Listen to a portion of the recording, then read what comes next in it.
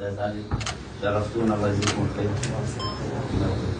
نرحب بكم كوباني، المدينة التاريخ أو ثقيل شوي. الله يعيننا وإياكم إن شاء الله، نكون عن حسن الأظن من الناس الموجودين إن شاء الله. الله يكرمك. بدي أسمع من حضرتك في الموضوع. والله مشكورين على زيارة الاستقلال، يعني محطة كثير مهمة بالنسبة له، وزيارة المنطقة وأهل المنطقة تعرف عليهم يعني عن قرب يعني بشكل مباشر. نبدأ نحاول مع بعض. همه خبر بکنید و هم جوار اکیب اعتبار چه شغله جلوکو اولیا منطقه کوبانی بخم خدمت اگر خو و کارون گل خو باشتر بکارزن و بنا به حوالی خو و بنا به شروان خو و انکارون بایقی باجار برخوادان ایک و بنا و گل جهان دهاتی ناسکرن بنا به کوبانی ام بختوارن کو اما هیرو لکوبانی ببینن. باسمي ايضا وباسم كل زملائي في العمل.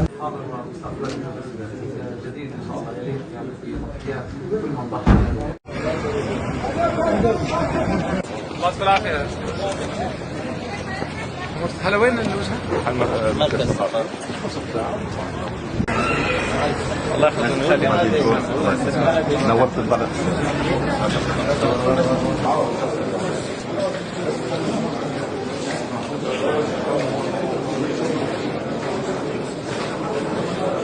السلام عليكم ورحمة الله وبركاته. طبعا أهلا وسهلا بكم. باسمي وباسمكم نرحب بالسيد المهندس عزام كريم محافظ حلب في هذه المدينة الجميلة. أيضا نرحب بالأستاذ علي حنورة نائب السيد المحافظ أخونا وحبيبنا وصديقنا. وأيضا نرحب بجميع مدراء المؤسسات. وأيضا لنا الشرف اليوم بمشاركة أعضاء مجلس الشعب. السيدات والسادة وجهاء وأعيان منطقة عين العرب كوباني، الأخوة الحضور الكرام، السلام عليكم ورحمة الله وبركاته. دار باش.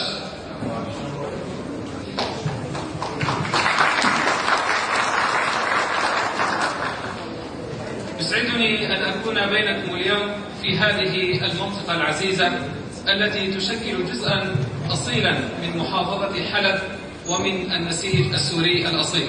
مع كثير من شخصيات هذه المدينة، أيضا من شخصيات الإدارة الذاتية، تطرقنا لكل المواضيع التي تشغل يعني البال حاليا، من مياه وكور هبار، وأيضا بالنسبة لموضوع البوابة وموضوع ملف المفقودين.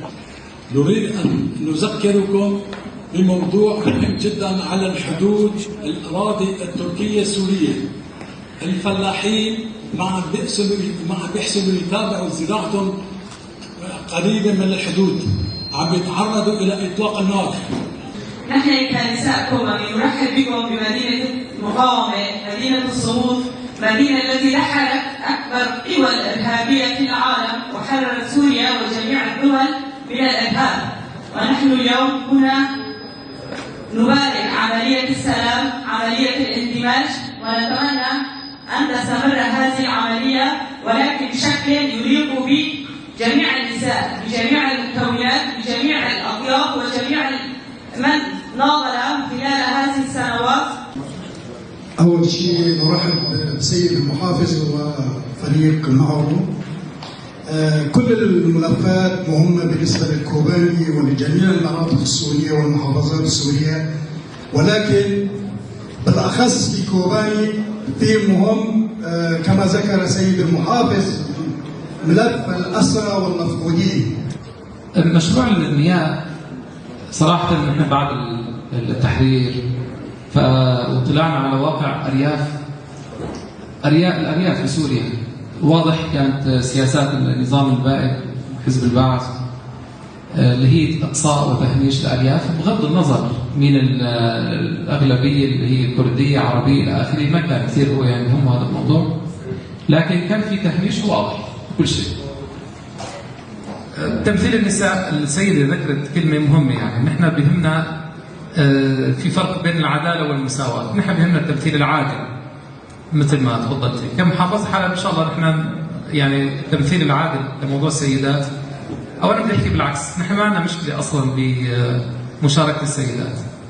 لعلمنا يعني هي ثقافتنا بالاصل، وبنعرف تاريخيا ايش الدور المهم بالاوقات الصعبه اللي كان للنساء. يؤكد على الدور المهم اللي ان شاء الله تاخذه الامراه والسيدات بشكل عام. طبعا المعيار الاساسي بالنسبه لنا يكون في عنا كفاءه، يكون في عنا اخلاص، ويكون يعني بناء سوريا هو يعتبر اولويه والتفرغ الكامل لاجل هذه المهمه العظيمه. هذا سيد المحافظ اللباس الرسمي الكردي باهالينا الكرد، هذا على قياسك، هذا على قياسك يا تفضل. محمد عمر شارفه في العلاقات، هذا درع الاستخدام.